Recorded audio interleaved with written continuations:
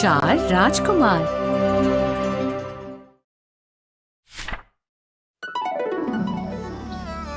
राजा दशरथ बहुत प्रसन्न थे।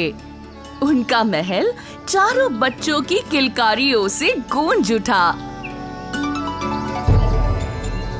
सभी रानियां कौशल्या, सुमित्रा और कैकेयी, जिनकी इच्छा कई वर्षों के बाद पूरी हुई थी, हर दिन देवताओं को धन्यवाद देती थीं। बच्चों की किलकारियां सुन वे भी बहुत आनंद में थी।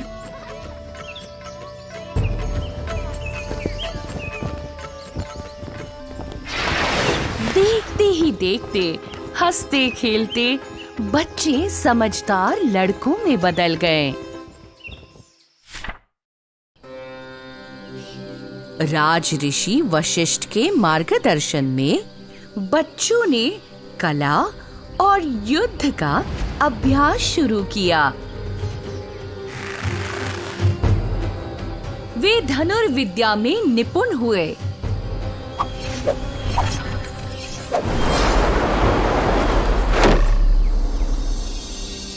उन्होंने वेदों का अध्ययन किया और उन्हें राजनैतिक विषय सिखाए गए। बहादुर और लोगों के कल्याण के लिए समर्पित सभी राजकुमार वीर और प्रतिभाशाली बने।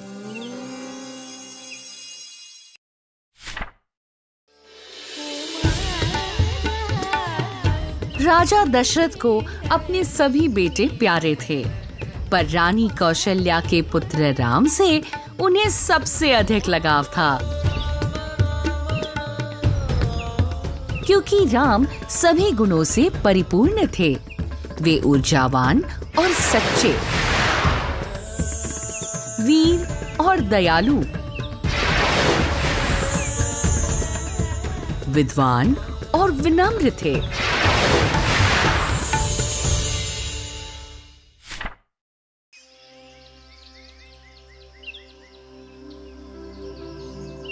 लक्ष्मण, जो रानी सुमित्रा के जुड़वा बच्चों में से एक थे, वे राम के सबसे करीब थे। ठीक उसी तरह थे कैकेयी के पुत्र भरत और लक्ष्मण के जुड़वा भाई शत्रुघ्न। उनके बीच भी एक विशेष बंधन था। ऐसा लग रहा था जैसे साल दिनों की तरह बीत रहे हो। बचपन को पीछे छोड़ चारों बालक युवकों में बदल गए थे।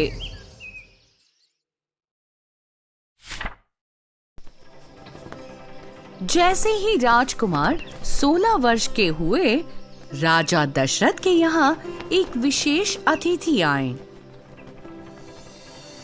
ब्रह्म ऋषि विश्वामित्र पधार रहे हैं। महान ऋषि विश्वामित्र प्रभावशाली कदमों से सभा की ओर बढ़ रहे थे।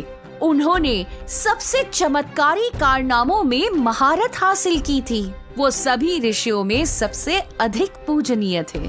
लेकिन ऋषि के शब्द जल्द ही राजा को चौंका देने वाले थे, क्योंकि विश्वामित्र अयोध्या के राजा के पास एक बहुत ही विचित्र अनुरोध लेकर आए थे।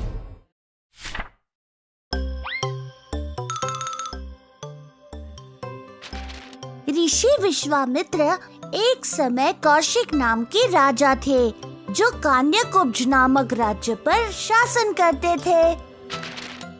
एक बार शबला नाम की जादुई गाय को लेकर उनका ऋषि वशिष्ठ से भयानक झगड़ा हुआ और फिर उन्होंने खुद ऋषि बनने का फैसला किया।